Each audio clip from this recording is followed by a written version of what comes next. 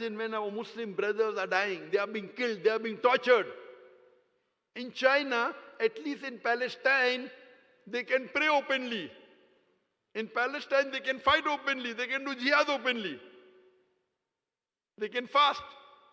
In China, these Xinjiang Muslims, most of them aren't allowed to pray.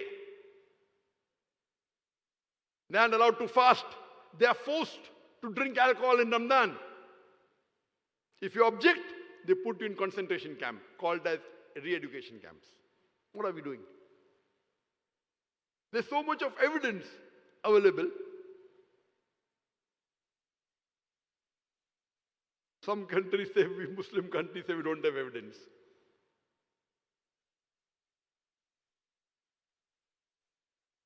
So what we realize, that we Muslims, we haven't understood the real value, which is gold. If we follow the Quran and the seerah of Muhammad sallallahu alaihi wasallam, we'll be in a much better position. The happiness that we get in our life, which we discussed yesterday, it's tremendous. The problem is we don't read the Quran, we don't understand the Quran, we don't read the Hadith, we don't implement on it. Happiness doesn't come by wealth. Happiness doesn't come by position. Happiness doesn't come by power. Happiness doesn't come by gold. It comes with the satisfaction in your heart and remembrance of Allah subhanahu wa ta'ala.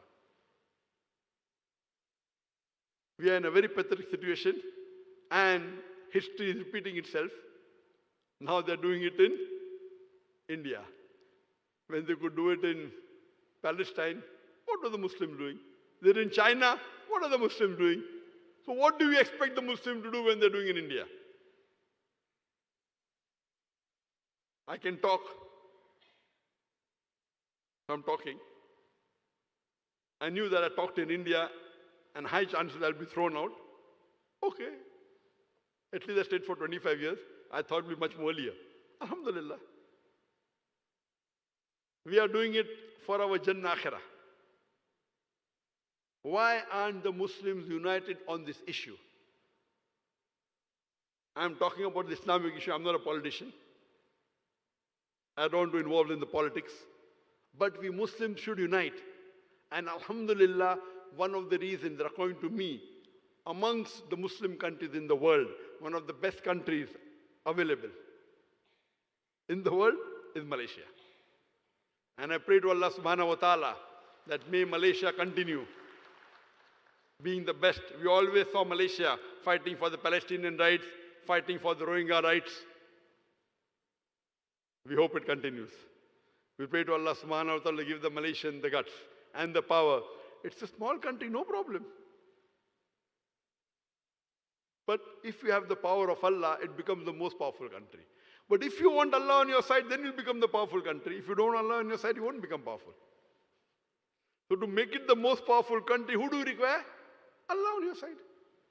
So if you follow the commandment of Allah and follow the commandment of beloved Prophet in the Hadith, you'll become the most powerful country. But if you have faith in Allah,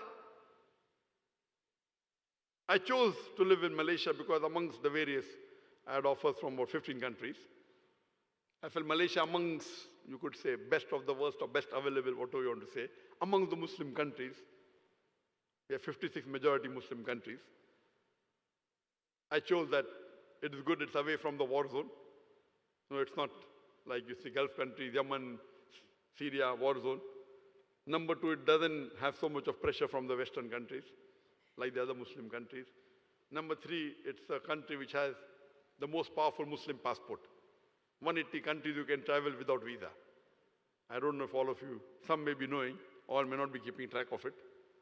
You go to the Henlex passport, 180 countries without visa. It's an advanced country. It's a country where the federal religion is Islam. You have about 2/3 Muslims living. It's good. So we pray to Allah subhanahu wa ta'ala, may the Muslims of Malaysia be united. If you are united, you are a stronger force. If you are divided, you will become weak. So my only advice or suggestion to Muslims all over the world, including Muslims of Malaysia, for Allah's sake, let your differences aside, and for the cause of Islam, we should unite.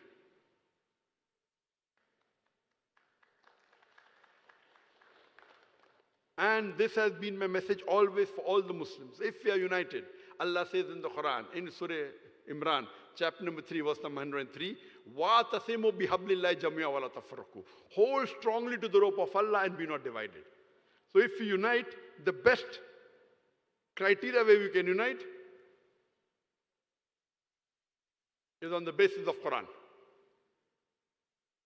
Whatever the Quran says, at least that is the common factor of Muslims throughout the world.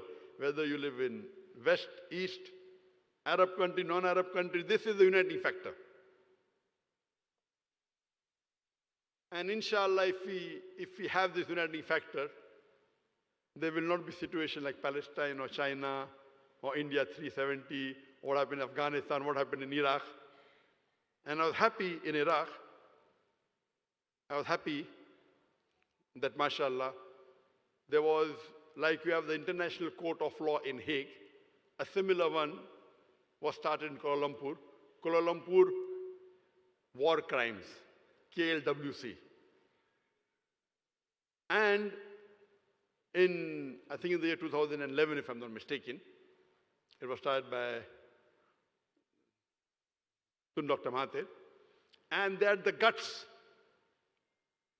and, alhamdulillah, the courage that they had a tribunal of 5 judges.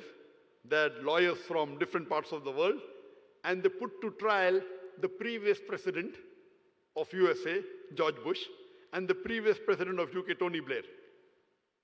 And alhamdulillah, I really admired the guts. No Muslim country had the guts, but Malaysia had the guts. In the War Crime Tribunal, they laid and they said the people responsible for fabricating evidence is the former president of USA, George Bush, and Tony Blair. If they set foot in Malaysia, we will arrest them. MashaAllah. Malaysia, small country, had the guts to challenge the superpower with the help of Allah. And they did it. Later on, 5 years later, 2016, in UK, the Chilcot report, they say that America and UK fabricated evidence to show that Iraq had weapons of mass destruction to attack Iraq. So what does Tony Blair come and says? It is, I'm very sorry. I regret, the most act I regret ever in my life is this act. That's it. Sorry. You know, more than 1 million people died, thousands of people in the war, and because of the sanction, millions of children died, and adults died because of sanctions. Only sorry. At least Malaysia, they had the KLWC, Kuala Lumpur War Crime, alhamdulillah. I wish such more tribunals are set up here.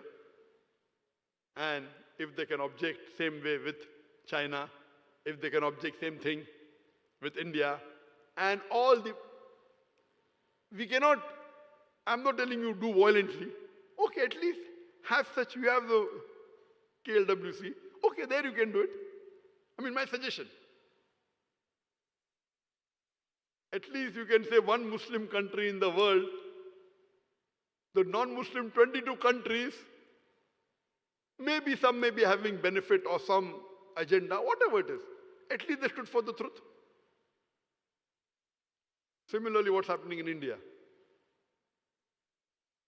In India, we Muslims are minority, according to government 14.5%.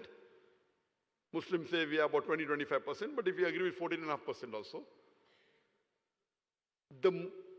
here the non-Muslims, the Hindus are 6.3%, 6.4%. The Hindus in Malaysia get more than 100 times more rights than the Muslims in India.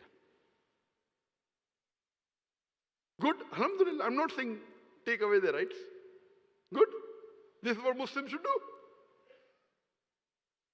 They are half the percentage, numbers-wise very less, half the percentage of India, where Muslims are. Yet the rights they get here is 100 times more than what India gives rights to minority. So much so that they support the Prime Minister of India but not Prime Minister of Malaysia. MashaAllah. The Prime Minister of India wants me. The Prime Minister of Malaysia does not want injustice to be done to me. The Hindu Malaysians are most of them supporting Prime Minister of India. There is no evidence about me in the Malaysian police.